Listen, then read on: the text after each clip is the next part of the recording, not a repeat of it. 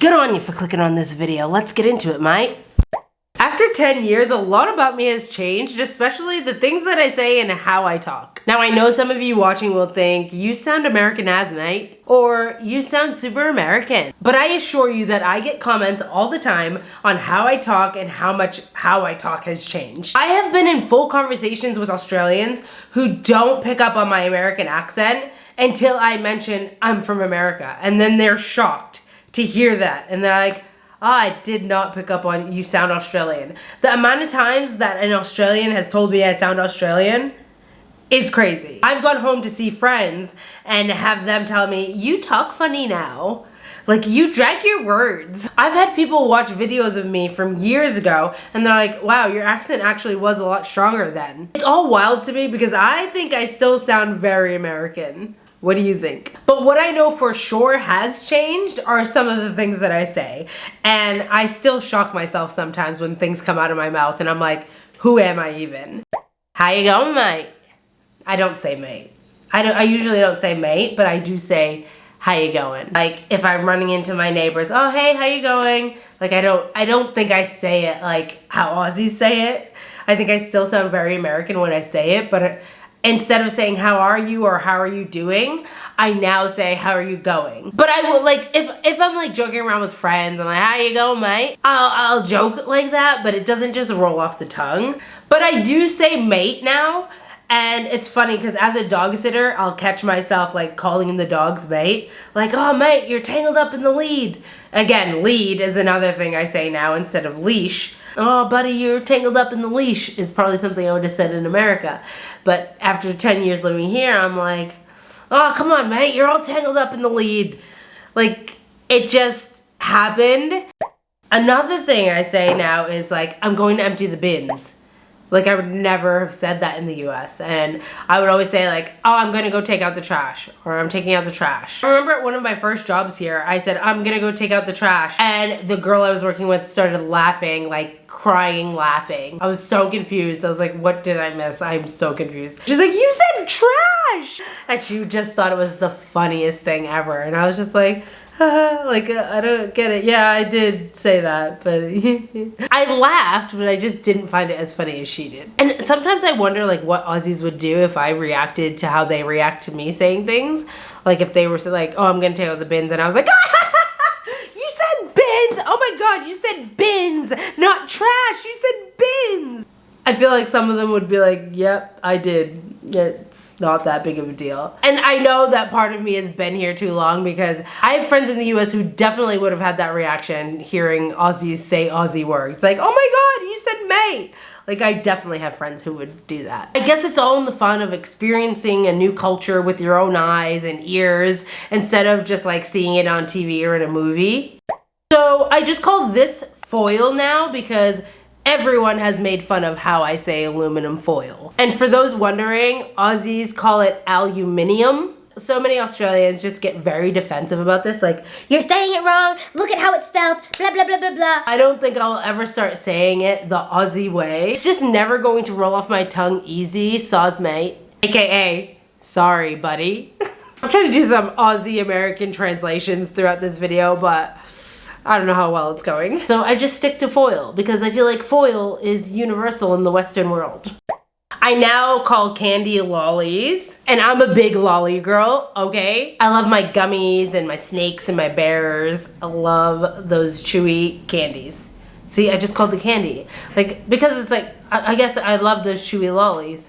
I guess I still use that one interchangeably. Candies and lollies. You know, like Spanglish is like big in the US, like Spanish and English. I feel like, I don't even know what the word would be, like Oz-Americanish. I have this weird Oz-Americanish hybrid slang going on. Also, I find it funny when it comes to like lollies or the gummies in the US versus Australia. Here they have gummy snakes, and in the US we have gummy worms. Like, you would rarely find like gummy snakes in the US. I don't think I've ever had them in the US, which I feel like the snake part is so fitting for Australia. I don't know, I just find it very amusing. And I do think that it feels weird saying the word candy now. From what I've been told, candy in Australia is like referencing like a hard candy, like I think of like a Werther's Original or like those peppermint circles or like something hard, versus like a lolly is like a gummy. But we just call it all candy in the US, which I feel like is easier.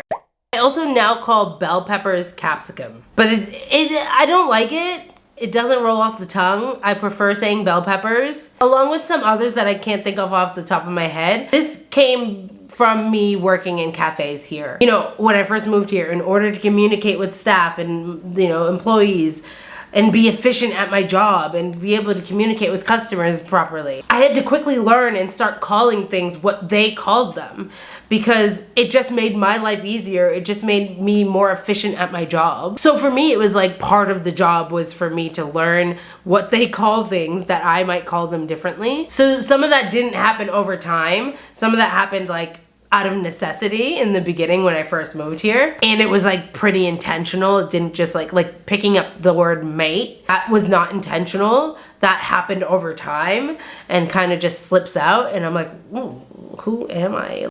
Overall, I feel like when you move to another country, even if that country is another English-speaking country, there are so many things you will just start saying and doing just because it makes it easier to be understood. And when you move to somewhere new, there is nothing worse than just feeling misunderstood and like an outcast, or like you can't connect and communicate with the local people in your new environment. So I do believe that some of these changes happen to us coming from this deep place of like survival. I don't know if that's over dramatic, but I just feel like there's a deep level of survival instincts kicking in that just get us to start doing these things to assimilate into this new environment and survive. I don't know, is that a weird way to put it? What do you think? I feel like there's so many other things that I could think of if I racked my brain. I think it's much easier making videos like this when you are fresh to the country, like within 1 year of being here. For me, I've been here for so long, so I kind of have to rack my brain to kind of think of those culture shock moments when I first moved here, and like the things that, you know, have changed about me and the habits I picked up, the things I say now, all of those kinds of things.